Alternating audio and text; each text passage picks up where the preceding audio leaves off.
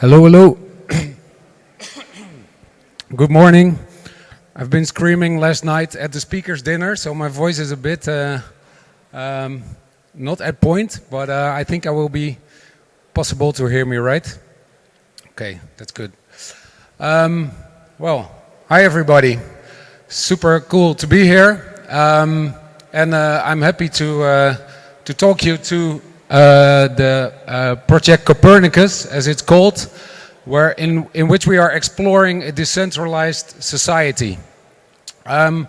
Just checking in the room, like who's got an idea by who Copernicus was?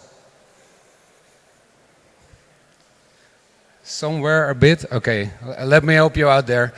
So Copernicus was the guy, an astronomer in the 15th century, who as the first person had the idea that the universe is not orbiting around the Earth, but around the Sun, the so-called heliocentrism.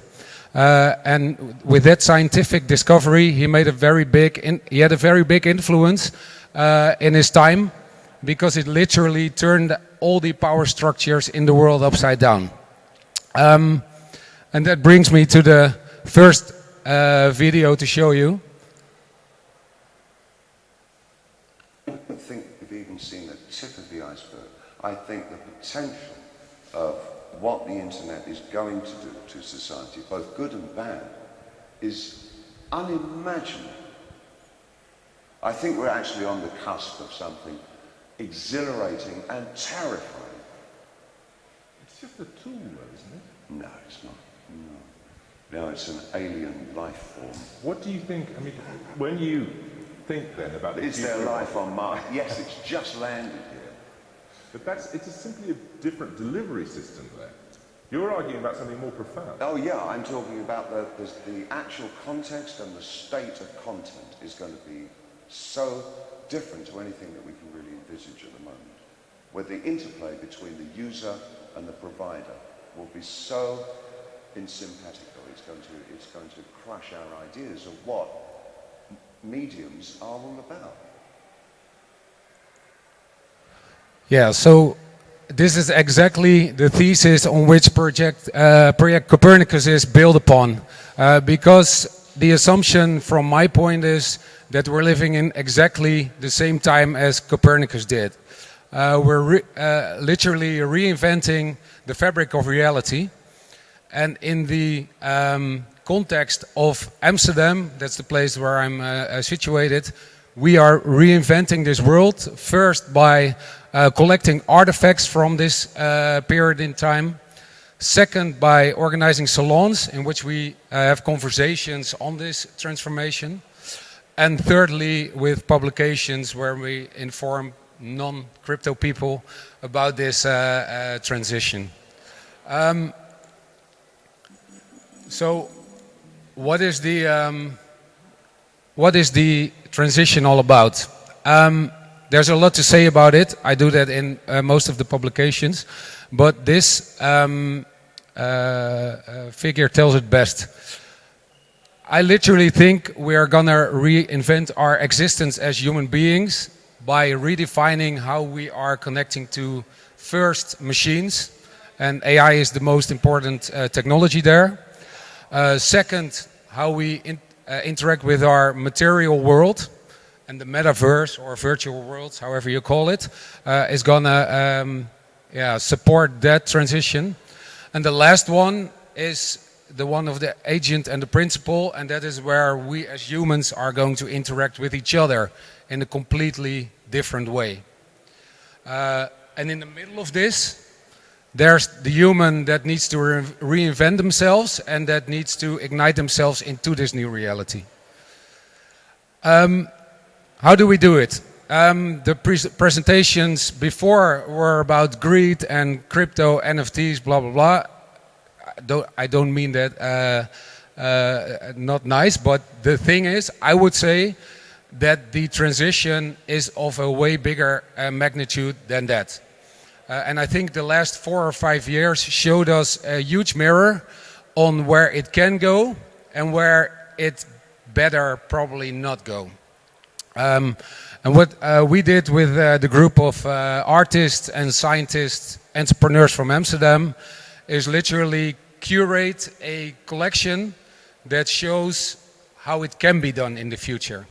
So it's not a utopia, it's also not a dystopia, but as I call it, it's a protopia. So how can we envision that better world? By literally looking at artists that are doing that in their normal practice. Oh. Wait, so there's actually 5 fields or 5 concepts that I think need to be reimagined. You see them over here. And I choose 5 artists that have been playing with these concepts and that give a glimpse on how this decentralized future can look like. So the first one is an art project by a Dutch guy called Rick Oostenbroek. And he plays with the concept of open source. So what he did, he created this self-portrait and he invited other artists from all over the globe to make their own version of it. So when you do it like this and you open source stuff, you literally get a completely new realm where people can add to. And what Rick did was invite these artists, and within a week he had 400 additions to his artwork, all totally different, all from their own angle, but everyone added to the prime document. And these are 6 of them, but they are literally 400 from all over the globe. So global cooperation. And they were different in many senses, so also a bit more vibrant, but super cool. When you open source stuff, it helps innovation. That's the concept. Second one is the one of self-sovereignty. This is a project by an artist called Han. And what is super cool about this project, it should be moving, it is, that the artist learned from the 2021 hype, I would say, where platforms all of a sudden got in between everything in the decentralized world. And he created a smart contract where there's no platform necessary anymore. You can, as a buyer, literally connect to the artwork, and by connecting to the artwork, it becomes in your possession. So it's surpassing any form of platformism, and that's what peer-to-peer was all about. And this artist literally is playing with that concept. I think it's super cool. The third one is a project from the Guild, and it's about creating commons using everyone's individual skills and connecting it to the collective. One of the artists is in the room, by the way. You can guess who. But the idea here is that several layers from this artwork were made by specific artists. So those are individual artworks, but the collective is also an artwork.